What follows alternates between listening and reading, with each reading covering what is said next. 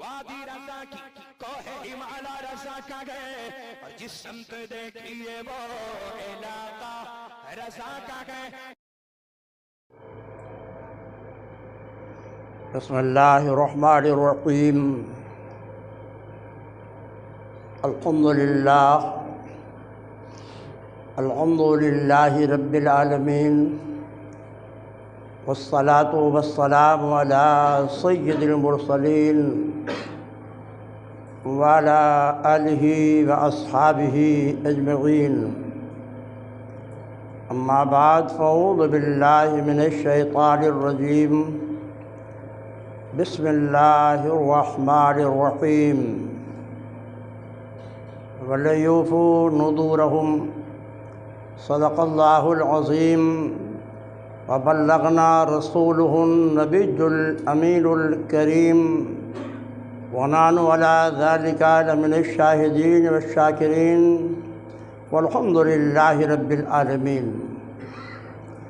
معزز سامعین، نوجوان دوستو، عزیز بچوں، آئیے پہلے موراب مل کر آقائے دو جہاں، شہنشاہ کون مکان، رحمت عالم روحی فدا صلی اللہ علیہ وسلم کی بارگاہ ناز میں ہدیہ درود و سلام پیش کر لیں۔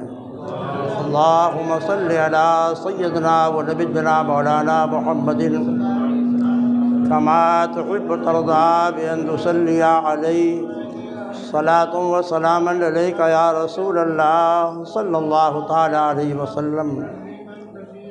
خطبہ مسونہ کے بعد جس آیت مقدسہ کے تلاوت کا شرف حاصل کیا ہے، رب العالمین اپنے بندوں کو مخاطب کر کے فرماتا ہے فَلْيُوفُوا نُذُورَهُمْ، لوگوں کو چاہیے کہ اپنے منتوں کو پورا کریں۔ معزز سامعین، آج جمادی الاخری کی پہلی تاریخ ہے۔ اس مہینے میں اور اس مہینے کے بعد بھی اور اس کے بعد بھی ہندوستان کے بڑے مشاہیر اولیاء کرام کے آراز کا انعقاد ہوتا ہے۔ سرزمین مبارک پور میں علم کا ایک قلعہ تعمیر کرنے والی شخصیت ہمارے دادا شیخ حضور حافظ ملت والدین محدث مبارک پوری شاہ عبدالعزیز کا عرس پاک کل منعقد ہوگا۔ 4 تاریخ کو شہر الہ آباد کے ادیب بزرگ قادری سلسلہ کو شہر الہ آباد میں تربیت و اشاعت کرنے والے پرورد غوث اعظم حضرت سیدنا شاہ منور الہ آبادی کا عرس پاک ہوگا۔ آراس مبارک کا دور ہے۔ یہ تو کسی بھی موقع پر آپ بزرگوں کے آستانے پر حاضری دیں گے تو فیضان میسر ہوگا، لیکن جو یوم وصال ہوتا ہے جسے یوم عرس کہتے ہیں، اس دن روحانی فیوزات و برکات کثرت سے نازل ہوتے ہیں۔ اس لیے عام طور سے اہل سنت و جماعت عرس کے دن بزرگوں کے آستانے پہ حاضر ہو کر اپنا خراج عقیدت و محبت پیش کرتے ہیں۔ اسی تعلق سے چند باتیں عرض کرنی ہے۔ آستانے پہ عرس کیسے منایا جائے؟ شریعت کے دائرے میں اگر مثالی عرس آپ کو دیکھنا ہے تو سیدنا امام رضا محدث بریلوی علیہ رحمۃ الرضوان کے عرس میں آپ شرکت کریں۔ یہاں پر عورتوں پر مکمل پابندی نافذ ہے۔ کوئی بھی عورت ایام عرس میں آستانے کے اندر نہیں جا سکتی۔ اسی طرح مارارہ مطہرہ، جہاں پر اعلیٰ حضرت عظیم البرکت کے شیخ ہیں سیدنا شاہ علی رسول ماروی وہاں پر یہ پابندی ہے کہ کوئی بھی شخص اپنے ساتھ کسی عورت کو لے کر کے نہیں آ سکتا۔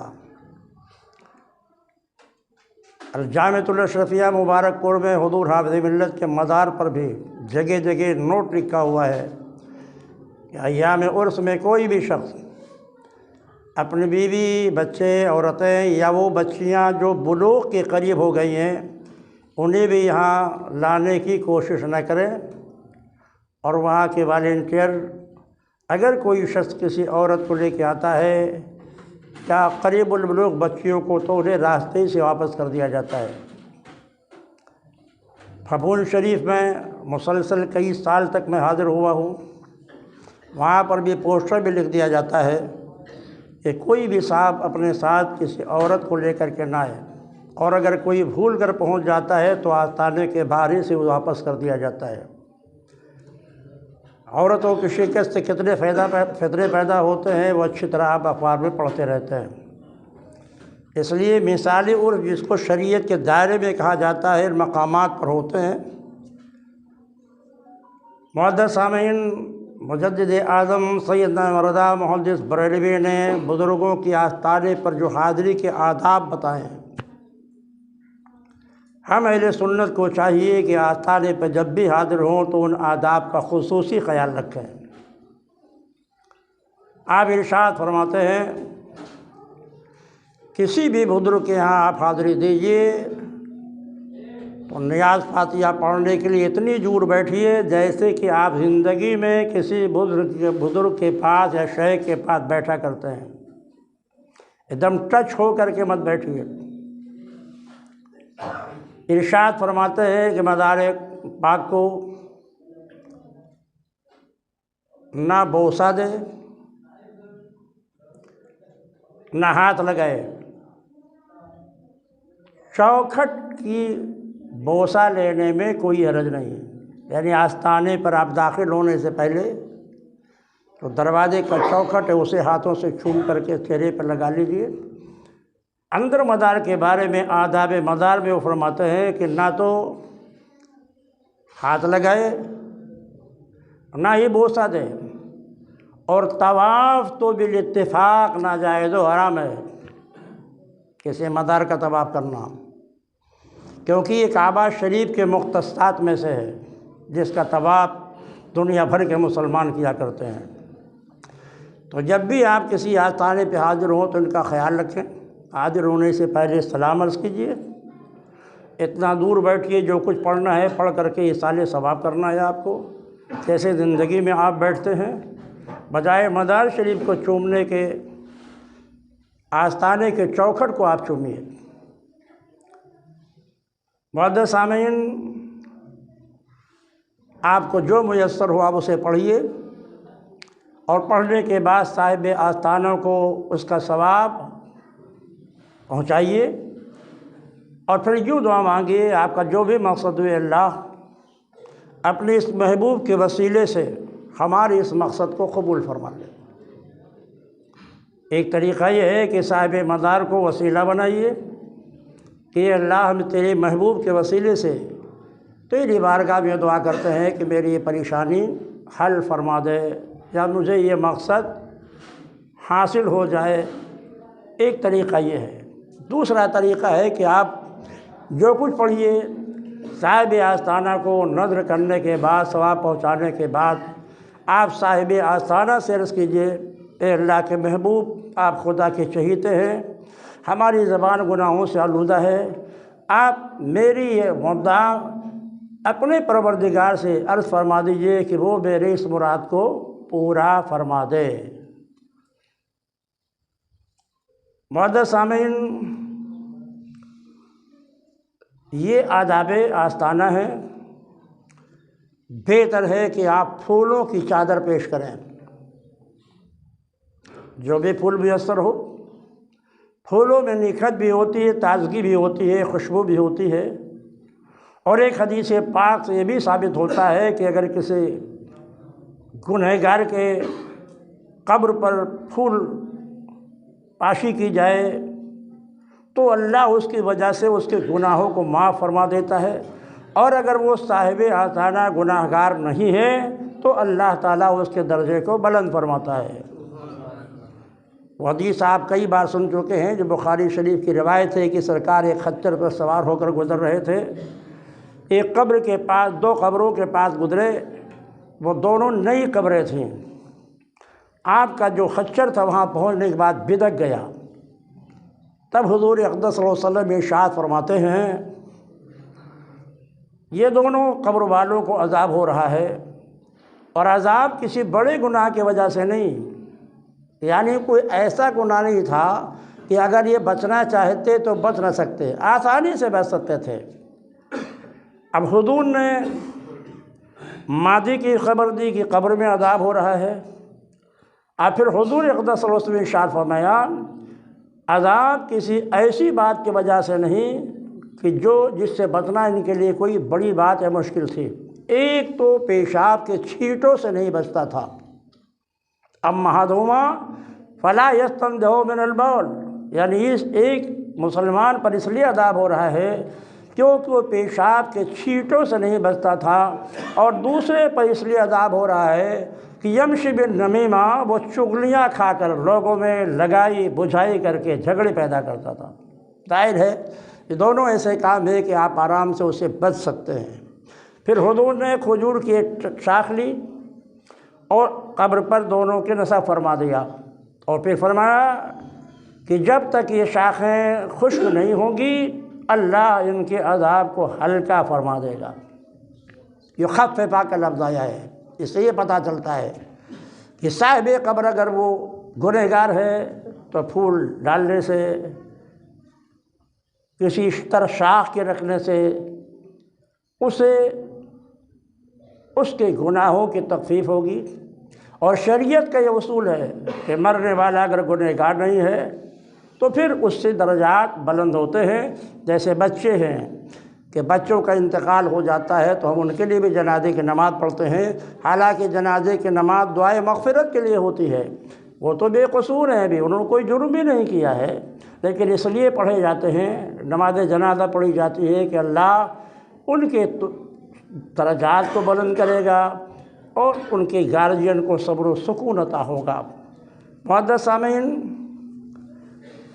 پھر آقا کائنات صلی اللہ علیہ وسلم نے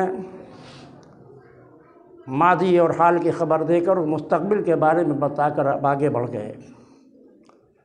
تو تر شاخیں یا تر پھول، اس میں حیات ہوتی ہے، اور قرآن کریم کے ارشادات سے پتہ چلتا ہے کہ ہر ہریالی رکھنے والی چیز اس کے اندر ایک زندگی ہوتی ہے، اور اس زندگی میں وہ اللہ کی وہ تسبیح و تہلیل بیان کرتے ہیں۔ عجب ظاہر ہے ان میں زندگی بھی ہے اور خوشبو بھی ہے، حیات بھی ہے، اور امی شیء لا یسبح بحمدہ، دنیا کی ہر چیز اللہ کی تسبیح بیان کرتی ہے۔ تو ذی حیات جتنی بھی چیزیں ہیں وہ اللہ کی جو تسبیح بیان کرتی ہیں، اس میں اللہ نے یہ اثر دیا ہے کہ اگر وہ قبر پر رکھ دیا جائے تو ان کے رکھنے سے کب صاحب قبر کو گنہگار ہے تو عذاب میں تخفیف ہوگی، گنہگار نہیں ہے جیسے اللہ کے اولیاء کرام اللہ کے فضل سے گناہوں سے محفوظ ہوتے ہیں، اللہ ان کے درجات کو بلند فرماتا ہے۔ اس لیے آستانے پہ حاضر ہوں تو پھولوں کی چادر یا کھلے ہوئے پھول پیش کریں۔ کپڑے کی چادر بھی ڈالنا جائز ہے، مگر مجدد اعظم سید امام رضا محدث بریلوی فرماتے ہیں کہ جب تک ایک چادر بوسیدہ نہ ہو جائے دوسری چادر اس پہ نہ ڈالا جائے۔ اور اگر آپ اس کے یہ حکم کو دیکھنا چاہتے ہیں تو بریلی شریف چلے جائیں، آپ مارارا شریف چلے جائیں، آپ ایک چادر آپ کو آستانے پہ ملے گی۔ دوسری چادریں جو چڑھائی جاتی ہے فوراً سے لے کر غریبوں میں، علماء میں، زائرین میں تقسیم کر دیا جاتا ہے۔ میں نے جس آیت مقدسہ کی تلاوت کی ہے اس کی روشنی میں صرف دو مسئلے آپ کو بتانا ہے۔ نظر اور نیاز، یہ دو لفظ ہیں جسے ہم ایک ساتھ استعمال کرتے ہیں، نظر و نیاز، مگر دونوں کے حقیقت میں بہت فرق ہے۔ نظر جس کو اردو میں منت ماننا کہا جاتا ہے، یہ عبادت ہے۔ عبادت صرف اللہ کی جائز ہے، غیر اللہ کی عبادت جائز ہی نہیں ہے، اور اگر کوئی غیر اللہ کی عبادت کرتا ہے تو اسلام سے خارج ہو کر مرتد ہو جائے گا۔ اس لیے نظر نام ہے ایسی عبادت کو اپنے اوپر واجب کر لینا جو پہلے سے آپ پر واجب نہیں ہے۔ اب یہ تعریف آپ دماغ میں بٹھا لیں کہ نظر نام ہے ایسی عبادت کو اپنے اوپر واجب کر لینا، ضروری قرار دے لینا جو پہلے سے آپ پر واجب نہیں ہے۔ لہذا ظہر کی نماز فرض ہے، کوئی یہ نظر مانے کہ اگر میرا یہ کام پورا ہو جائے گا تو ظہر پڑھیں گے، یہ نظر شرعی نہیں ہے، کیونکہ ظہر تو فرض ہی ہے، اس کو پڑھنا ہے چاہے کام پورا ہو چاہے نہ کام پورا ہو۔ رمضان کے مہینے کے بارے میں کہے میرا یہ مریض ٹھیک ہو جائے گا تو رمضان کے مہینے میں روزہ رکھیں گے، اس کو نظر شرعی کہا جائے گا، کیونکہ رمضان کا روزہ تو اللہ نے فرض کیا ہے، وہ تو آپ کو رکھنا ہی ہے۔ تو نظر کا مطلب ہوتا ہے ایسی عبادت جو اللہ نے آپ پر ضروری نہیں قرار دیا ہے، وہ آپ اپنے اوپر ضروری قرار دے لیں۔ مثلاً آپ کا کوئی آدمی بیمار ہے تو آپ یہ منت مانیے اللہ اگر میرا یہ مریض ٹھیک ہو جائے گا تو ہم 2 روزہ رکھیں گے۔ تو ظاہر یہ دونوں روزے جو ہیں وہ نوافل کے ہیں، آپ پر فرض نہیں تھے، لیکن جب آپ نے منت مان لیا میرا مریض اگر ٹھیک ہو جائے گا تو ہم 2 روزے رکھیں گے، تو اگر مریض ٹھیک ہو گیا تو اب 2 روزے رکھنا آپ پر واجب ہو گیا۔ اسی کو قرآن نے کہا فَلْيُوفُوا نُذُورَهُمْ، جو لوگ منتیں مانتے ہیں ان پر فرض ہے کہ اپنے منتوں کو پورا کریں۔ اسی طرح اگر آپ کا کوئی مریض بیمار ہے، آپ نے یہ نظر مان لی، منت مان لی کہ اللہ نے میرے مریض کو شفا دے دی تو ہم اتنا پیسہ غریبوں میں صدقہ کریں گے۔ ظاہر ہے وہ صدقہ نافلہ ہے، پہلے سے آپ پر فرض نہیں تھا، لیکن آپ نے جب منت مان لی کہ میرا مریض اگر شفا پا جائے گا تو ہم اس کے اللہ کی رضا کے لیے اتنے پیسے غریبوں میں تقسیم کر دیں گے، اور مریض کو شفا مل گئی تو اب اتنا پیسہ جس کو آپ نے منت مانا تھا غریبوں پر بانٹنا آپ کے لیے فرض ہو گیا۔ تو نظر کا مفہوم دماغ میں بچھا لیں آپ کہ جو عبادت پہلے سے فرض نہیں ہے اسے آپ نے اپنی مرضی سے اپنے اوپر فرض کر لیا، اس کا نام ہے نظر۔ نظر یہ صرف اللہ کے لیے جائز ہے، غیر اللہ کے لیے جائز نہیں، کیونکہ نظر ایک عبادت ہے اور عبادت غیر اللہ کے لیے جائز نہیں ہے۔ اگر یہ مفہوم نظر کا آپ کے دماغ میں بیٹھ گیا تو اب نیاز سمجھیے کیا ہے۔ نیاز بولتے ہم دونوں ساتھ میں، مگر دونوں کی حقیقت میں بہت فرق ہے۔ شاگرد نے اپنے استاذ کو کچھ پیش کیا، قبول کر لیجئے، یہ نیاز ہے جس کو اردو میں تحفہ، ہدیہ اور ہبہ کہا جاتا ہے۔ کوئی عالم آیا، آپ نے خوشی سے اسے کچھ پیش کیا، میری طرف سے قبول کر لیجئے، یہ نیاز ہے، یہ نظر نہیں ہے۔ کسی بزرگ کے ہاں آپ نے جا کر کے مانگا کہ اگر میرا یہ کام پورا ہو جائے گا تو ہم اس بزرگ کے ہاں غریبوں کو کھانا کھلائیں گے، چادر چڑھائیں گے پھول کی یا کپڑے کی چادر چڑھائیں گے، یہ نیاز ہے، یہ نظر نہیں ہے، یعنی یہ تحفہ اور ہدیہ کے معنی میں ہے۔ اسی لیے علماء نے لکھا ہے اگر آپ نے یہ نیاز مان لیا کہ ہم 50,000 کی چادر چڑھائیں گے مزار شریف پر، تو چادر چڑھانے سے بہتر یہ ہے کہ اس 50,000 کو اسی بزرگ کی ایصال ثواب کے نیت سے کسی غریب یا یتیم بچے کی شادی کرا دے، اس کا ثواب صاحب مزار کو پہنچا دے۔ اس طرح آپ کا یہ منت جو نیاز ہے یہ بھی پورا ہو جائے گا اور صاحب مزار کی روحانیت بھی آپ کے طرف متوجہ ہو جائے گی بجائے چادر چڑھانے کے۔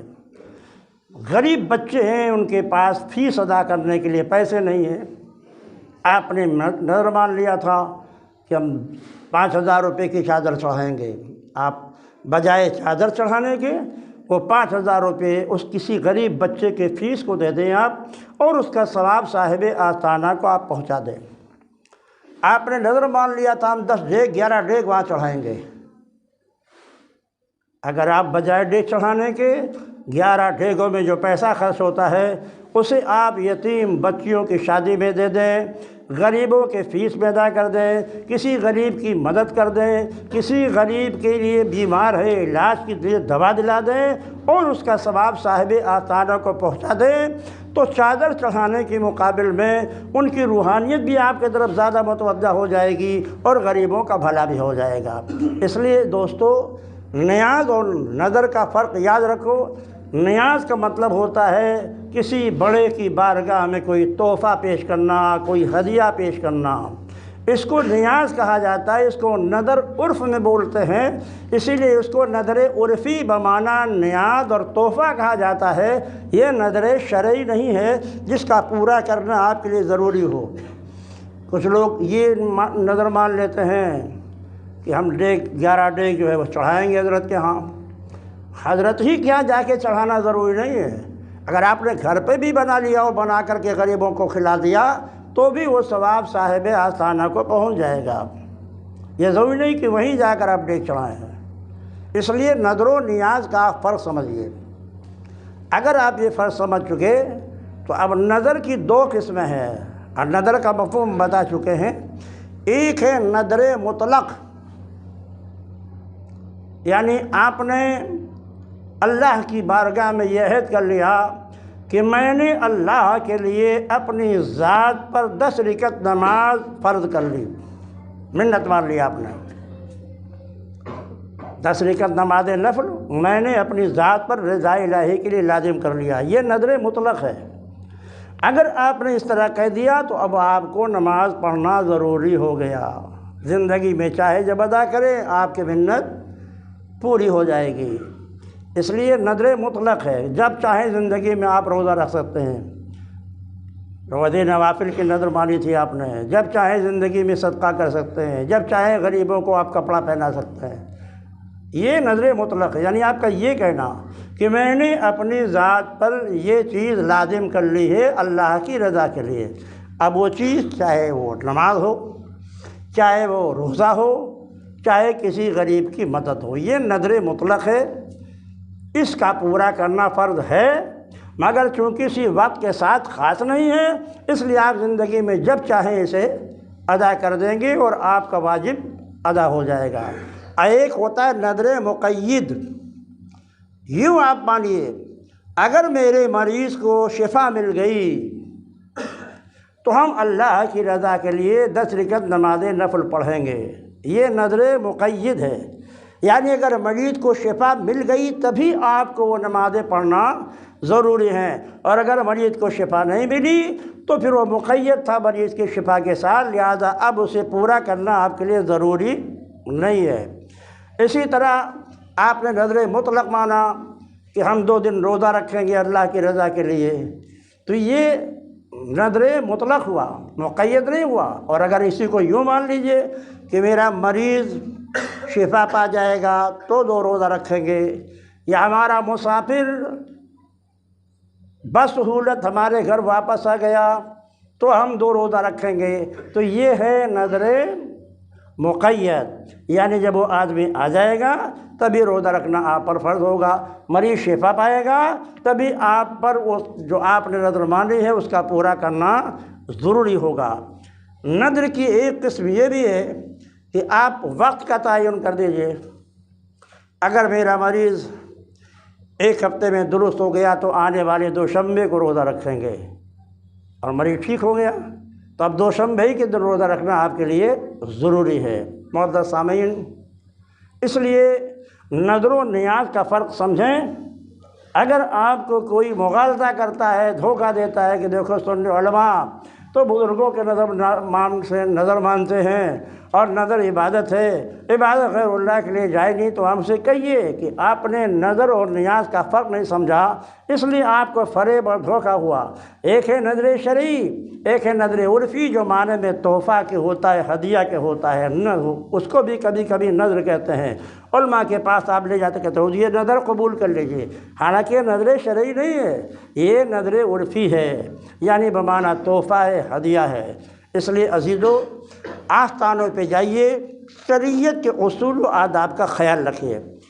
آپ اگر نہ پہنچ سکے کسی آستانے پر مصروفیات کی وجہ سے اور اس کا عرس ہو رہا ہے، تو آپ نے گھروں میں بھی ان کا نیاز دلا کر ان کی روحانیت کو اپنی طرف متوجہ کر سکتے ہیں۔ ہاں اگر توفیق ملے تو آستانے پر چونکہ خصوصی فیضان جاری ہوتا ہے، آپ وہاں شریک ہو کر اجتماعی دعا میں آپ شرکت کیجئے، کیونکہ روح کا تعلق یوم وصال کے دن بہت گہرا ہو جاتا ہے، جس میں سے پروردگار عالم ہمیں اور آپ کو شریعت کی روشنی میں بزرگوں کے آستانے پر حاضری کی توفیق عطا فرمائے۔